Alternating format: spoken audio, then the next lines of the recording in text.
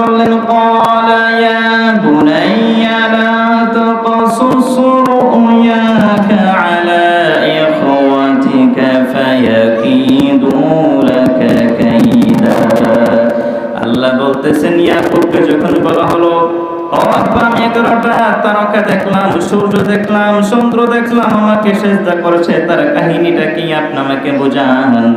তখন ইয়াকুব আলাইহিস সালাম বলেছিল ইয়া বুনাইয়া লা তাকসুস রুয়াকা, তোমার এই স্বপ্ন বলিও না আলা ইখওয়াতিকা, তোমার ভাইদের কাছে যদি বলো ফায়াকিদু লাকা কাইদা, তারা তোমার বিরুদ্ধে ষড়যন্ত্র করবে, তাদের কাছে তুমি এই কথাটা বলতে যেও না। এখান থেকে একটা জিনিস আমরা শিখতে পাই যে স্বপ্ন দেখলে কাউকে বলা যাবে না।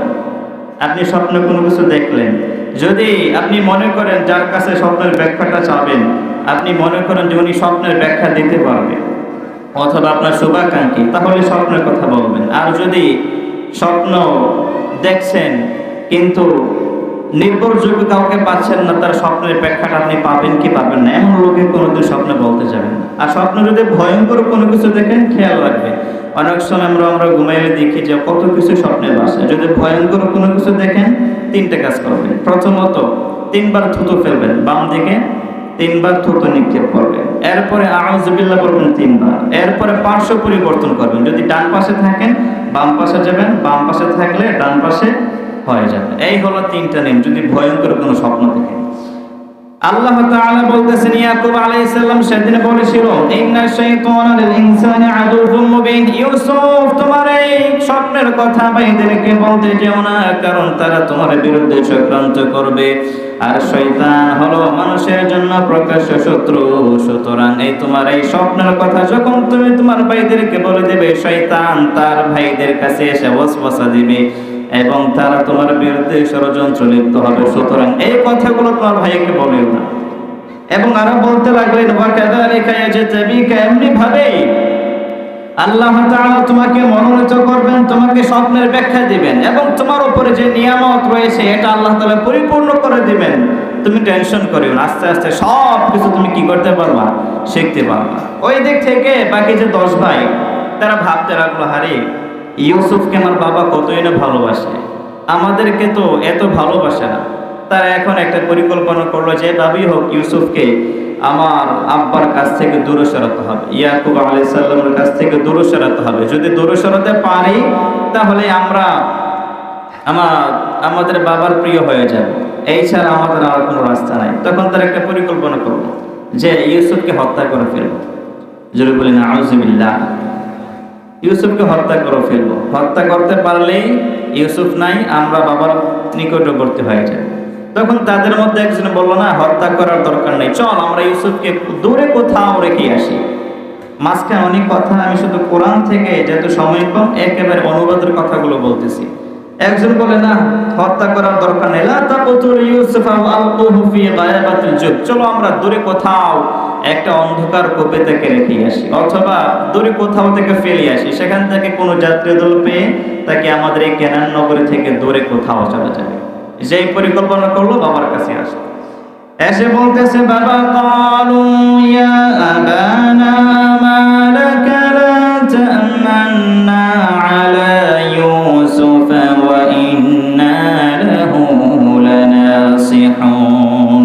তারা এসে বলে ও আব্বাজান আপনি ইউসুফের ব্যাপারে আমাদেরকে কেন বিশ্বাস করেন না, ইউসুফকে আমাদের সাথে আপনি কেন দেন না, ওয়া ইন্না লাহু লানাসিহুন, আমরা হলাম ইউসুফের শুভাকাঙ্ক্ষী, কেন ইউসুফকে আমাদের সাথে আপনি দেন না, কেন দেন না। আরসিলহু মা'ানা গাদান ইয়ারতা' ওয়া ইয়াল'াব ওয়া ইন্না লাহু লাহাফিজুন, আপনি এক কাজ করেন আগামীকাল ইউসুফকে আমাদের সাথে দেন, আমরা মাঠে নিয়ে যাব, তার সাথে খেলাধুলা করব। কাকে বলতেছে? ইয়াকুব আলাইহিস সালামকে। কে? বাকি 10 ভাই। এই কথা যখন বলল বাবা বলে ক্বালা ইন্নী লা ইয়াহজুনুনি আন তাযহাবু বিহি ওয়া আখাফু আন ইয়াকুলাহু যিবু ওয়া আনতুম আনহু গাফিলুন। ইয়াকুব আলাইহিস সালাম বললেন ও আমার সন্তানেরা তোমরা ইউসুফকে আমার কাছ থেকে নিয়ে যাবা, আমার তো ভয় হয়, চিন্তা হয়, আমার অনেক টেনশন হবে, আমার কাছ থেকে ইউসুফকে নিয়ে যাবা, ইউসুফকে আমি অনেক ভালোবাসি।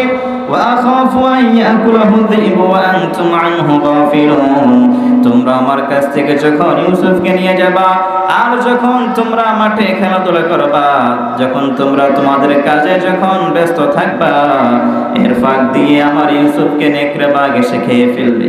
ইন কুনতুম ওয়া আনতুম আনহু গাফিলুন, তোমরা থাকবে উদাসীন, তোমাদের কোনো খবর থাকবে না। আমার ইউসুফকে কিসে খেয়ে ফেলবে? নেকড়ে বাঘ। মনে থাকবে বাবা কি বলেছিল? কিসে খাইবে? নেকড়ে বাঘ। তখন 10 ভাই উত্তর দিতে, বাবা আপনি কি বললেন? আমাদের রেখে ইউসুফকে নেকড়ে বাঘ খেয়ে ফেলবে? قالوا لئن أكله الذئب ونحن عصبة إنا إذا لخاسرون। বাকি 10 ভাই বলে, বাবা ইউসুফকে খাবার কোনো প্রশ্নই ওঠে না, আমরা হলাম শক্তিশালী দল, আমরা 10 ভাই, আমাদের সামনে ইউসুফকে কি করে নেকড়ে বাঘ খেয়ে ফেলবে? নেকড়ে বাঘ কোনো কিছুই করতে পারবে না। আপনি এক কাজ করেন, ইউসুফকে আমাদের সাথে দিয়ে দেন।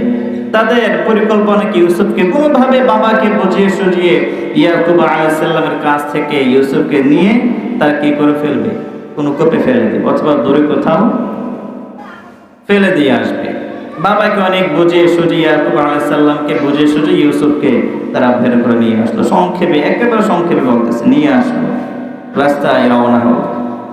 যখন ইউসুফ আলাইহিস সালামকে যখন নিয়ে গেল একটা কূপের, যেখানে গভীর অন্ধকার, গভীর একটা কূপের কাছে যখন গেল, তখন তারা একমত হলো। ইউসুফকে ধাক্কা দিতে আরম্ভ করলো। এক ভাই ধাক্কা দেয়, আরেকবার কাছে যায়, আবার আরেক ভাই ধাক্কা দেয়, আরেকবার কাছে যায়, গালিগালাজ করতে আরম্ভ করলো। ইউসুফ আলাইহিস সালাম কাঁদতে আরম্ভ করলেন, বলেন ভাইয়েরা, তোমাদের সাথে আমার তো কোনো শত্রুতা নেই, আমার সাথে এরকম বাজে আচরণ কেন করছো? আমি তো তোমাদের সাথে কোনোদিন খারাপ আচরণ কোনো কিছুই করি না, আমার সাথে কেন এত খারাপ আচরণ করেছো? ভাইয়েরা বলে, তোমাকে আমাদের বাবা বেশি ভালোবাসে, যদি তুমি আমাদের বাবার কাছে থাকো, বাবা আমাদেরকে ভালোবাসে না, এই কারণে যেইভাবে হোক তোমাকে বাবার কাছ থেকে দূরে সরাতে হবে। এই কারণে আমরা চিন্তা করেছি তোমাকে কূপের মধ্যে ফেলে দিব। তখন যারা ইউসুফ আলাইহিস সালামকে নিয়ে কূপের মধ্যে গেলেন, একটা রশি ইউসুফ আলাইহিস সালামের বুকের মধ্যে বাঁধলেন, কোমরে বাঁধলেন, বেঁধে কূপের মধ্যে ইউসুফ আলাইহিস সালামকে নিক্ষেপ করলেন। রশি আস্তে আস্তে আস্তে আস্তে নিচে যায়। যখন অর্ধেক যায়, বাইরে বলে, এত আস্তে আস্তে যাওয়ার দরকার নাই, রশিটা কেটে ফেলো, ইউসুফ নিচে পড়ে যায়। কেটে ফেলো, রশিটা কেটে দেওয়া হোক। ইউসুফ আলাইহিস সালাম নিচে পড়ে গেলেন।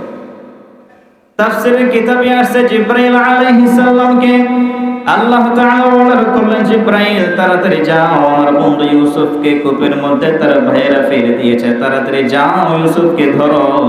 জিবরাইল আলাইহিস সালাম আসলেন, এসে ইউসুফ আলাইহিস সালামকে ধরলেন। ধরে এই কূপের ভিতরে একটা পাথর ছিল, ভাসমান পাথরের উপরে বসিয়ে দিলেন। আর ইউসুফ আলাইহিস সালামকে আল্লাহ বলেন, ইউসুফ চিন্তার কোনো কারণ নাই, ওয়া আওহাইনা ইলাইহি লাতুনাব্বিআন্নাহুম বিআমরিহিম হাযা ওয়া হুম লা ইয়াশউরুন।